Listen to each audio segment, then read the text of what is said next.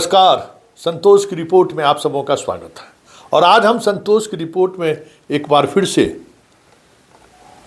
ऋषुश्री company के उस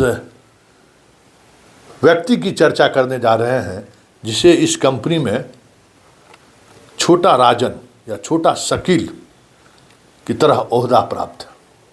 जी हाँ, हम बात अनुभूति श्रीवास्तव की करने जा रहे हैं।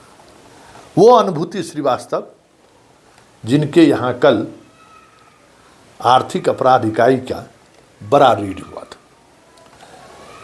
करोड़ों की संपत्ति फिर से बरामद हुई है। संपत्ति ही बरामद नहीं हुई है, कई तरह के इन्वेस्टमेंट और कई ऐसे रिश्तों का भी खुलासा हुआ है जिसके सहारे आने वाले समय में ईडी को एक और लीड मिल जाए तो कोई बड़ी बात नहीं होगी।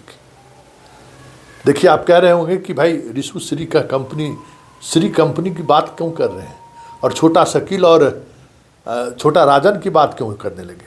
जी हाँ, कुछ इसी तरीके का ऋषुश्री का भी कंपनी है जैसे डी कंपनी हुआ करता नहीं था, अभी भी है डी कंपनी। दाऊद की कंपनी चली थोड़ी गई है। दोनों कंपनी में बहुत सा तरह का समानता है, लेकिन दोनों का काम करने का तरीका अलग है।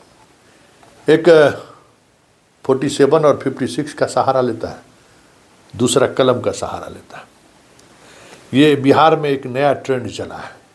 जब से दाऊद की शैली में टेंडर मैनेज करने की व्यवस्था ख़त्म हुई, लास्ट हमें लगता है कि मुजफ्फरपुर वाला था जो NHI में बड़ा बड़ा टेंडर में गोली चला देता था। मर्डर भी नीतीश के शासनकाल में भी 2-3 मर्डर वो कर दिया। अब एगो जेल में है, एगो पॉलिटिक्स करने लगा, जिसको छत्तीसगढ़ उत्तराखंड से पकड़ कर लाई थी बिहार पुलिस, संटू मंटू। वो दोनों अब जगह पर है। सूरजभान, अनंत सिंह, रामा सिंह, बाकी जितना सिंह पांडे जितने थे सब अस्थिर हो गए। टेंडर मैनेज करने का काम ख़त्म हो गया, तो एक दूसरा मैनेज ग्रुप शुरू हुआ जिसका चीफ ऋषुश्री है, जो इंटरमीडिएट काउंसिल का परीक्षा की कॉपी बेचने से अपने उस सिंडिकेट का नींव रखा था और आज तो हज़ारों करोड़ का ये आदमी है। और हम आज इसकी चर्चा क्यों कर रहे हैं, उसकी एक वजह है। जिस अनुभूति श्रीवास्तव के यहाँ कल छापेमारी हुई है आर्थिक अपराध इकाई की, उसके यहाँ 2021 में स्पेशल विजिलेंस यूनिट का छापामारी हुआ था। उस समय में ये वैशाली में था, यही इसी पद पर नगर सेवा का है। और समझ जाइए कि जितनी राशि इन्होंने दिखाई थी अपने आमदनी में, उसे 300 गुना ज़्यादा संपत्ति इसके पास से बरामद हुआ था। करोड़ों का इन्वेस्टमेंट बिहार, यूपी और दिल्ली में। और वो छापेमारी कैमूर के DM के लगातार कंप्लेन के बाद विशेष स्पेशल विजिलेंस यूनिट ने गठित किया था। हालांकि उस दौर में भी बहुत बचाने की कोशिश हुई, लेकिन 2021 तो नीतीश कुमार का वो दौर था जिसमें बात अगर नीतीश तक पहुंच गई तो फिर थोड़ा मुश्किल होता था मैनेज करने के लिए। हालांकि मैनेज करने की बड़ी कोशिश हुई। ये जो ऋषुश्री के कंपनी में जो कई और IAS अधिकारी हैं, उन लोगों ने बड़ी कोशिश की, लेकिन कार्रवाई हुई, सस्पेंड हुए जनाब, सारा चीज़ प्रक्रियाएं पूरी हुई। फिलहाल जमानत पर है, सस्पेंशन टूटा। और आपको पता है कि पहली पोस्टिंग कहाँ हुई? रक्सौल, बिहार नेपाल के बॉर्डर पर। और वो रक्सौल जाकर भी जो ऋषुश्री की कंपनी है, डी श्री कंपनी कह सकते हैं, कई कंपनी का ये एसोसिएट है या खुद उस कंपनी से किसी न किसी रूप में जुड़ा हुआ है, उसका बरसों से पेमेंट वहाँ भी फंसा हुआ था। पेमेंट निकलवाना था। ऋषुश्री की तो तूती बोलती थी। आप समझ सकते हैं कि 2021 में इस पर कार्रवाई हुई और 23-24 में जनाब बाहर आ गए, रक्सौल पहुँचे। अब सोच लीजिए उस समय में नगर विकास मंत्री और सचिव कौन थे? सब श्रीवास्तव गैंग के ही लोग थे। चलिए गए, वो डर के हाथ जितना करोड़ों का पेमेंट था सब पेमेंट हो गया। उस इलाके में नगर परिषद की अपनी एक अलग कमाई है, बॉर्डर इलाका है, सब कुछ हुआ।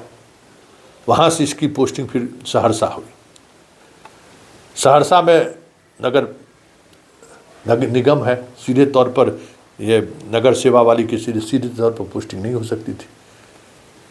तो एक ऐसा चक्रव्यूह रचा गया कि नगर आयुक्त 3 महीने के लिए छुट्टी पर चले गए, या उनका ट्रांसफ़र हो गया, 3 महीने तक वैकेंट रह गया पद, और 3 महीने के ये पद पर बने रहे प्रभार के रूप में। और 3 महीने में देखिए करोड़ों रुपये का, इसे ऋषुश्री की कंपनी से जुड़ी हुई करोड़ों रुपये का इन्होंने भुगतान कर दिया।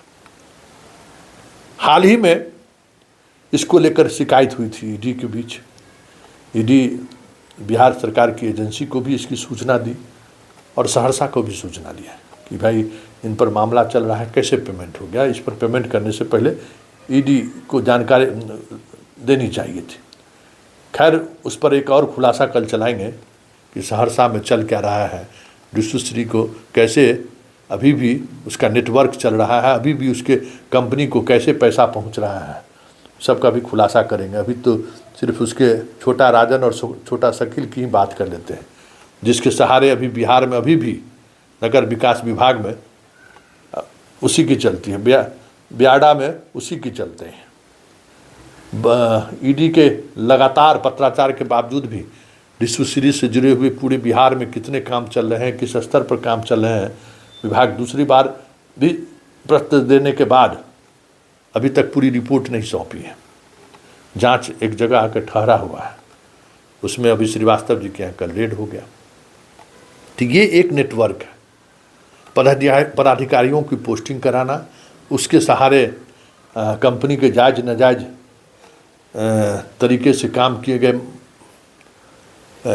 कार्य का भुगतान पाना, ये एक तरीका है ऋषुश्री का जो इतनी बड़ी एम्पायर खड़ा किया। उसमें एक ये है, कई आईएएस अधिकारी, कई बिहार प्रशासनिक अधिकारी, कई नगर विकास विभाग के अधिकारी, सब लेयर है, लेयर 1, लेयर 2, लेयर 3।